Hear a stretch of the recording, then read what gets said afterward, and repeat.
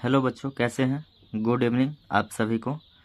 उम्मीद करते हैं बहुत ही बेहतर होंगे। और आज जो है एक्सरसाइज जो है 1 का बी जो है शुरुआत कर रहे हैं अति लघु उत्तरीय प्रश्न से, जिसमें कि सबसे पहले क्वेश्चन है रिक्त स्थानों की पूर्ति करें। और पहला क्वेश्चन है धन पूर्णांक पी अभाज्य होगा यदि पी में केवल पी और 1 से भाग लगे। कोई भी संख्या अभाज्य तभी होता है जब या तो खुद से या 1 से भाग लगे। तो p अगर अभाज्य संख्या है तो या तो p से भाग लगेगा या 1 से लगेगा, इसके अलावा किसी और से भाग नहीं लगेगा। मान लेते हैं कि 2 ये अभाज्य संख्या है तो 2 में किससे, या तो 1 से लगेगा या 2 से लगेगा, इसके अलावा और किसी से नहीं लगेगा। इसका मतलब क्या है, 2 अभाज्य संख्या है। ठीक है। दूसरा क्वेश्चन है यौगिक संख्या को अभाज्यों के गुणनफल के रूप में लिखा जा सकता है। यौगिक संख्या है तो उसको ना अभाज्यों के गुणनफल के रूप में लिख सकते हैं। अब देखिए, 2 पूर्णांक ए और बी सह अभाज्य तभी होगा जब दोनों का मौसा 1 होगा। 2 संख्या लीजिए और दोनों संख्याओं का मौसा अगर 1 है तो वो दोनों संख्या सह अभाज्य है, वरना सह अभाज्य नहीं है। ठीक है। अब देखो, मौसा 48 और 30 का, तो इसमें भर देना है। तो क्या होता है, आगे पीछे हो जाएगा, बात तो वही है, नंबर आगे पीछे होने से क्या होता है। अब देखिए, मौसा और लौसा जब दोनों को मल्टीप्लाई करते हैं तो पहली संख्या गुना दूसरी संख्या होती है। पहली संख्या को ए और दूसरी संख्या को क्या बोलते हैं, बी बोलते हैं। ठीक है। दूसरा नंबर क्वेश्चन पे बात करते हैं। और दूसरा नंबर क्वेश्चन है निम्नलिखित गुणनखंड में अज्ञात संख्याओं को लिखें। ये ट्री दिया गया है, नंबर ट्री है ये। और यहाँ पे देखिए ए बी सी इन जगहों को भरना है, बाकी इन सब में भरा हुआ है नंबर से। क्या सबसे ऊपर की संख्या अन्य संख्याओं को बिना ज्ञात किए मालूम की जा सकती है? क्यों? तो इसका हम सॉल्यूशन देखते हैं। अब आइए, यही था। अब देखिए, नीचे में 17 है और 2 है, तो 17 और 2 को मल्टीप्लाई करेंगे तो यहाँ कितना आएगा, 34 आएगा। 34 को 2 से मल्टीप्लाई करिएगा तो यहाँ पे कितना आ जाएगा, 68 आ जाएगा। ठीक है। और 68 को 2 से मल्टीप्लाई करिएगा तो वहाँ पे 136 आएगा। हाँ, क्योंकि यह संख्या अभाज्य गुणनखंडों का गुणनफल है, इसको हम ज्ञात कर सकते हैं। ओके। अब देखिए, हमारे पास दूसरा क्वेश्चन जो है, ये ट्री दिया गया है, नंबर ट्री। और नंबर ट्री में जो है ब्लैक पेन से जो भी है वो क्वेश्चन है और बाकी ब्लू पेन से जो है वो आंसर है। तो यहाँ पे 72 है, तो यहाँ पर 8 है पहले से, तो यहाँ पे क्या आएगा, 9 ही तो आएगा ना। अब जब यहाँ पे 9 है तो यहाँ पर 3 गुने 3 लिख सकते हैं।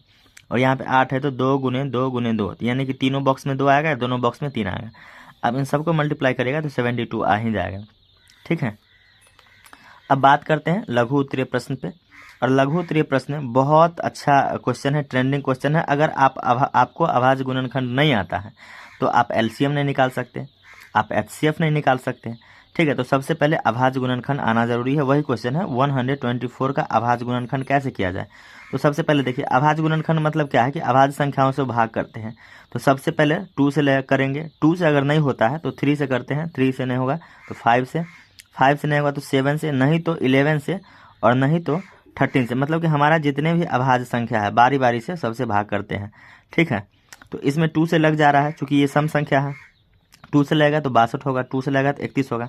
अब 31 क्या है, अभाज्य संख्या है। ठीक है। तो जैसे ही अभाज्य संख्या है तो छोड़ सकते हैं, या तो आप चाहें तो 31 से लगा करके यहाँ पर क्या रख दीजिएगा, 1 रख दीजिएगा। ठीक है। तो 124 को क्या लिख सकते हैं, 2 गुने 2 और गुने 31। और यहाँ पे 2 कितना है, 2 है तो 2 का पावर 2 लिख दीजिएगा। गुने 31 कितना बार है, तो 31 कितना बार लिखिएगा, 1 बार लिखिएगा। ओके। अब आइए देखते हैं दूसरा नंबर क्वेश्चन पे। 156 दिया गया है, तो 156 का अभाज्य गुणनखंड करना है। 2 से लगेगा, आप लोग इतना तो बेसिक जानते ही होंगे, तो 78 होगा। 2 से लगेगा तो 39 होगा। 3 से लगेगा तो 13 होगा। आप चाहें तो इसको 1 स्टेप और बढ़ा सकते हैं, नहीं तो छोड़ सकते हैं। 13 से लगेगा तो क्या होगा, 1 होगा। ठीक है। तो 156 बराबर क्या लिख सकते हैं, बाहर में जो भी है सबको लिख डालिए। 2 गुने 2 गुने 3 गुने 13। अब 1 को मल्टीप्लाई करके लिखिएगा तो भी कोई दिक्कत नहीं, नहीं लिखिएगा तो भी कोई दिक्कत नहीं। 2 यहाँ पे 2 बार है तो 2 का पावर 2 हो गया। 3 एक बार है, 3 का पावर 1 हो गया। और 13 एक बार है तो 13 का पावर क्या हो गया, 1 हो गया। और पावर 1 नहीं भी लिखिएगा तो कोई दिक्कत नहीं है। 140 का देखते हैं, सबसे आसान है। 2 से लगाएंगे तो 70 हो जाएगा, 2 से लगाएंगे तो 35 हो जाएगा। अब 35 में न 2 से लगेगा न 3 से लगेगा, तो 5 से लगाएंगे, तो 5 से लगाएंगे तो 7 हो जाएगा। ठीक है। तो 140 को 2 गुने 2 गुने 5 गुने 7 लिखेंगे। यहाँ पर 2 2 बार है तो 2 का पावर 2 गुने 5 का पावर 1 गुने 7 का पावर 1, इस तरीके से। अब जो है 5005 को बनाते हैं। तो 5005 को कैसे लिखेंगे, तो देखिए ये सम संख्या है नहीं, 3 से लगेगा नहीं भाग, तो 5 से लगेगा, तो 5 से लगेगा तो यहाँ पे कितना हो गया 1001 हो गया, फिर 7 से लगेगा 143 हो गया, फिर 11 से लगेगा 13 हो गया। तो 5 गुने 7 गुने 11 गुने 13, ये सब अभाज्य गुणनखंड है। जब आप अभाज्य गुणनखंड सीख जाते हैं तो आप HCF और LCM दोनों निकालना सीख जाइएगा। 32,760 है, इसका भी उस तरीके से गुणनखंड किया गया है, अभाज्य गुणनखंड। और अभाज्य गुणनखंड है इसमें और भी है, 4095 के बाद अब 3 से लगेगा इसमें, तो 3 से लगा करके 1365 है, फिर 3 से लगेगा 455 है, 5 से लगेगा, आपको यकीन ना हो तो भाग कर करके खुद से करके देखिएगा, 7 से लगेगा तो 1391 हो जाता है। तो इसको हम इस तरीके से लिख सकते हैं, 2 जो है 3 बार है इसमें, तो 2 का पावर 3 लिखेंगे, 2 3 जो है 2 बार है, 3 का पावर 2, 5 7 13 एक बार है, तो सबका पावर क्या है 1 है। जब आप अभाज्य गुणनखंड सीख जाते हैं तो उसके बाद बारी आती है HCF की और LCM की। HCF मतलब क्या होता है मौसा, और LCM मतलब क्या होता है लौसा। साफ साफ क्वेश्चन लिखा गया है, अभाज्य गुणनखंड विधि से निम्नलिखित के मौसा और लौसा ज्ञात कीजिए। 6 और 20, कितना आसान क्वेश्चन है। सबसे पहले अभाज्य गुणनखंड करिए, तो 6 को करिएगा तो 2 गुने 3 होगा, जो कि 2 का पावर 1 और 3 का पावर 1, और 20 है तो 2 दूना 4 पंचे 20, ऐसे करके अभाज्य गुणनखंड कर लेंगे।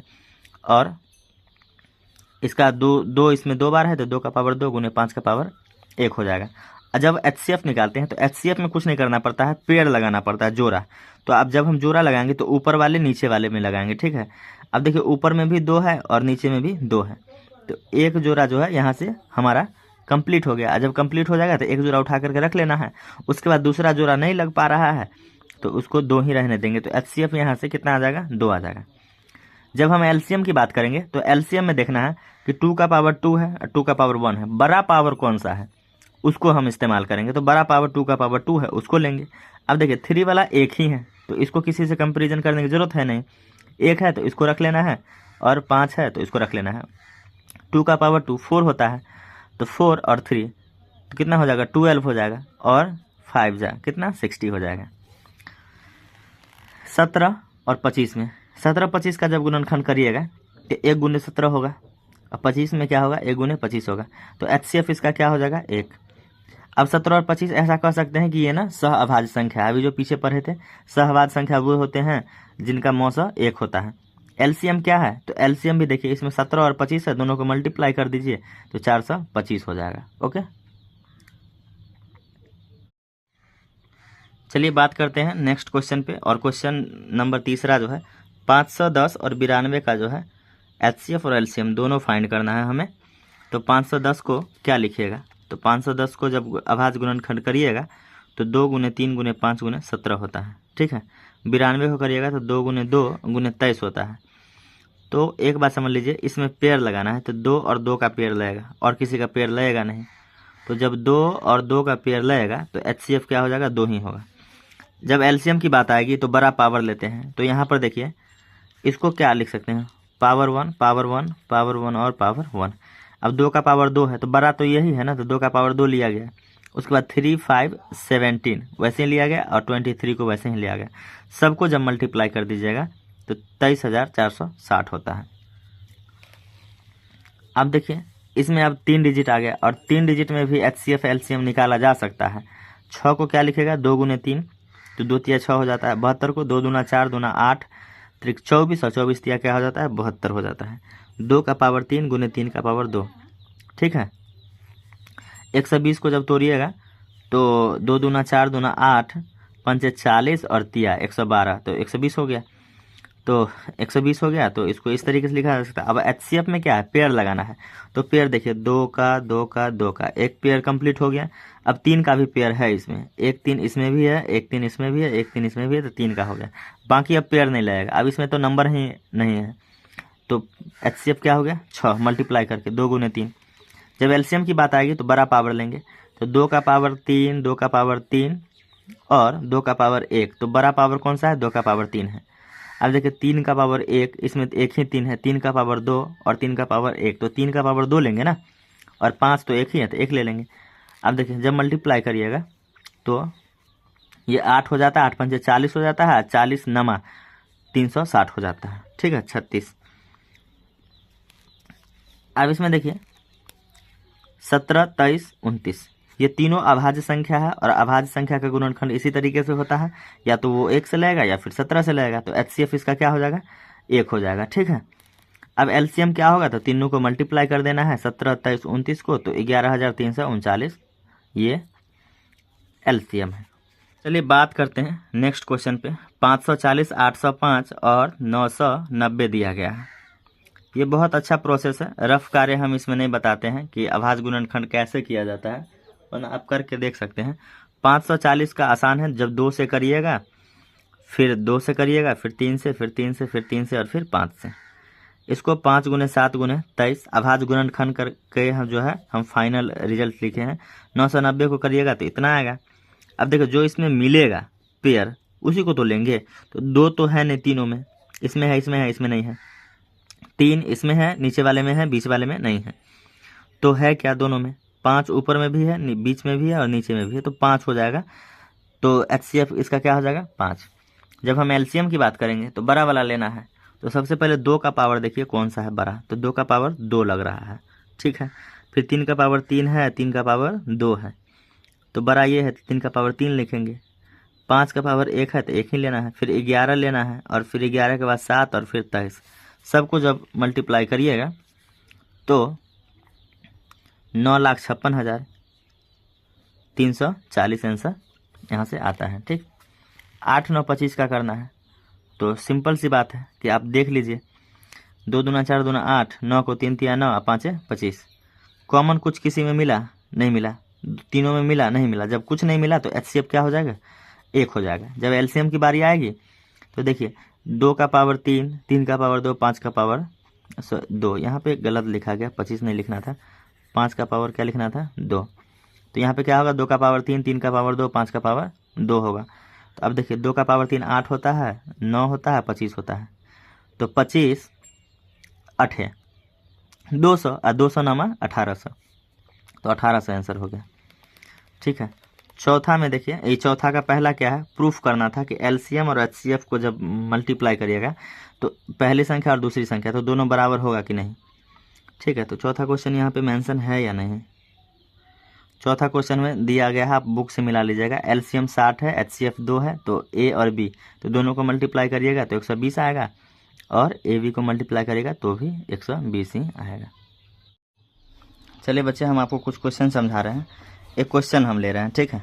जैसे कि मान लेते हैं कि 12 और 16 इसका है, ठीक है, 12 और 16 है। इसका ना HCF भी फाइंड करना है और LCM भी फाइंड करना है, दोनों फाइंड करना है।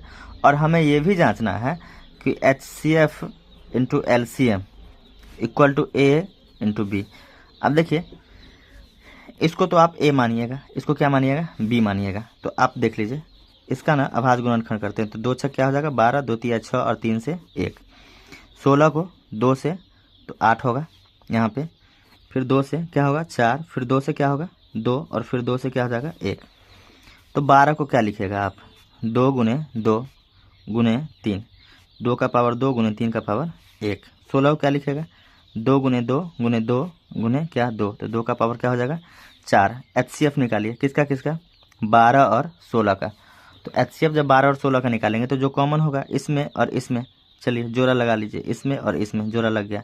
अब किसी में जोड़ा लगेगा, ऐसा नहीं कि नीचे नीचे वाले में लगा दीजिएगा, गलत हो जाएगा। तो HCF क्या हो गया 4। अब LCM निकालना है किसका 12 का और 16 का। तो 12 16 का जब निकालिएगा LCM, तो LCM निकालने के लिए बड़ा वाला लेना पड़ता है। 2 का पावर 2 है, 2 का पावर 4 है, तो 2 का पावर क्या हो जाएगा 4, और ये वाला बेचारा अकेले है तो अकेले रहेगा, तो 16 और गुने 3 तो कितना हो जाता है 48। अब आपको प्रूफ करना है, क्या प्रूफ करना है, प्रूफ ये करना है कि HCF और LCM दोनों को जब मल्टीप्लाई करते हैं और दोनों नंबर को मल्टीप्लाई करते हैं तो इक्वल हो जाता है। अब HCF क्या निकाले हैं, तो HCF हमारा यहाँ पे 4 है, और LCM क्या निकाले हैं, तो 48 निकाले हैं।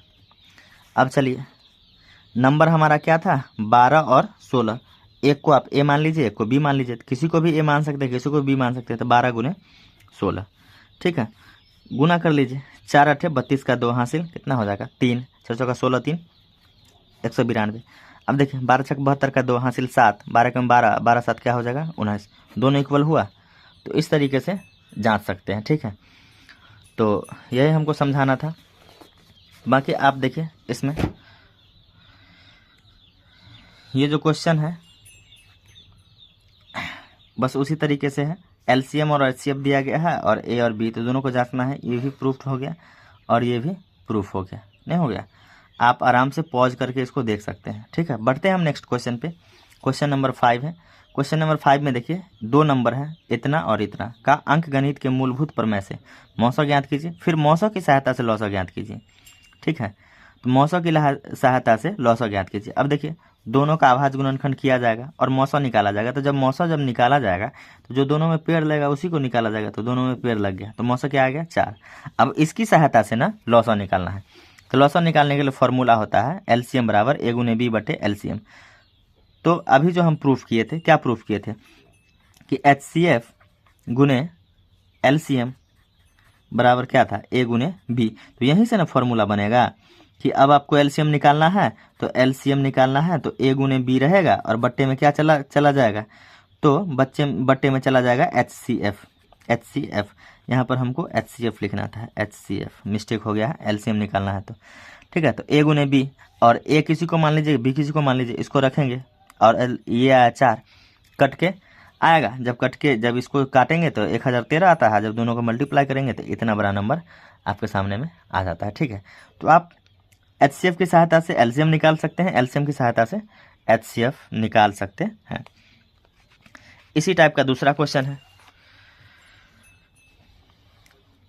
क्वेश्चन नंबर देखिए 5 का दूसरा, अभाज्य गुणनखंड की प्रक्रिया से 96 और 404 का मौसा निकालिए, फिर इनका लौसा निकालिए। तो बस सेम प्रोसेस है, HCF निकाल लिए, 4 हो गया। आप वीडियो को पॉज करके आराम से देख सकते हैं। उसके बाद LCM तो A गुने B बटा HCF, बस इसको काटें और 96 निकल गया, ठीक है। तो बहुत ईजी है, आसान भी नहीं है, ठीक है। और ये 5 का तीसरा है। तीसरा नंबर क्या है कि लौसा इतना दिया गया है तो मौसा निकाले। इसमें सब कुछ तो दिया ही गया है, 2 नंबर है, देखिए एक ये है और एक ये है। तो पहली संख्या दूसरी संख्या, पहली संख्या ये दूसरी संख्या। अब जो है मौसा निकालना है। तो मौसा निकालने के लिए क्या होता है, मौसा बराबर पहली संख्या गुने दूसरी संख्या बटा में लौसा, यह ना होता है। आप इसको इंग्लिश में लिख लेते हैं तो इंग्लिश में क्या लिखते हैं, इंग्लिश में मौसा को HCF लिखते हैं। तो HCF गुने पहली संख्या गुने दूसरी संख्या, मतलब A गुने B बराबर यहाँ पर पड़ेगा, अब बट्टा में लौसा है तो LCM हो जाएगा। यह ना फॉर्मूला होता है। इंग्लिश में लिखना है, हिंदी में लिखना है, कोई दिक्कत नहीं है। अब इसका जो है मान रखेंगे, तो मान रखने पर क्या आता है सो देखिए। मान जब रखिएगा इस प्रकार से और काटिएगा तो आप आराम से देख सकते हैं कैसे कैसे काटा गया है, ठीक है। उसके बाद जो है यहाँ पे 9 आ जाएगा, ठीक है। अब जांचना है नेक्स्ट क्वेश्चन, जांचे कि क्या किसी प्राकृत संख्या n के लिए 4n के अंत में 0 आ सकता है। तो माना कि n एक प्राकृत संख्या है, चूंकि प्राकृत संख्या की बात हो रहा है तो 4 का पावर n है के अंत में 0 आ सकता है। मतलब 4 का पावर अगर कुछ भी लेते हैं तो 0 आएगा क्या। सॉरी थोड़ा सा कॉल आ गया था। देखिए 6 नंबर क्वेश्चन क्या है, जांचे कि क्या किसी प्राकृत संख्या n के लिए 4 का पावर n के अंत में 0 आ सकता है। मतलब 4 का पावर n लेते हैं, ठीक है। तो n क्या है, तो n जो है प्राकृत संख्या। आप 4 का पावर प्राकृत संख्या कुछ भी लेते हो, प्राकृत संख्या क्या होता है 1 2 3 4 ऐसा ही होता है। तो अगर 1 लेते हैं तो 2 × 2 हो जाता है, ठीक है। अगर 2 लेते हैं तो इसका गुणनखंड ये होता है, ठीक है, और इसका ये होता है। तो यहाँ 4 के गुणनखंड 2 एवं 2 है। इस प्रकार से 4n के अंत में 0 नहीं आ सकता, कभी भी 0 आएगा। 4 का पावर 5 ले लीजिए, 6 ले लीजिए, 10 ले लीजिए, या कुछ भी ले लीजिए, लेकिन प्राकृत संख्या लीजिएगा, ठीक है। ऐसा नहीं कि पूर्ण संख्या 0 को ऐड कर दीजिएगा तो तब तो 0 आ ही जाएगा, ठीक है। तो ऐसा नहीं करना है। इस तरीके से दूसरा क्वेश्चन भी है कि जांचे कि क्या किसी प्राकृत संख्या n के लिए 15 के पावर n के अंत में 0 आ सकता है। तो 15 का पावर n कभी भी लीजिएगा तो नहीं आएगा। और n में कि लेना क्या है, तो प्राकृत संख्या लेना है, प्राकृत संख्या। तो n बराबर 1 2 3 4 5 इस तरीके से लेना है। तो देखिए अब 15 लिए हैं, तो 15 लिए तो 3 × 5 लिखेंगे। 15 का पावर 2 है तो 3 × 5 और 3 × 5, ठीक है। 15 का पावर 2, 15 का पावर 3, इस तरीके से लिखे। कभी भी 0 आएगा नहीं आएगा। लिख सकते हैं कि यहाँ 15 के गुणनखंड 3 एवं 5 है। इस प्रकार से 15n के अंत में 0 नहीं आ सकता है। इस प्रकार से हमारा जो है ये वाला एक्सरसाइज खत्म हुआ। नेक्स्ट एक्सरसाइज जो है अगले क्लास में डिस्कस करेंगे।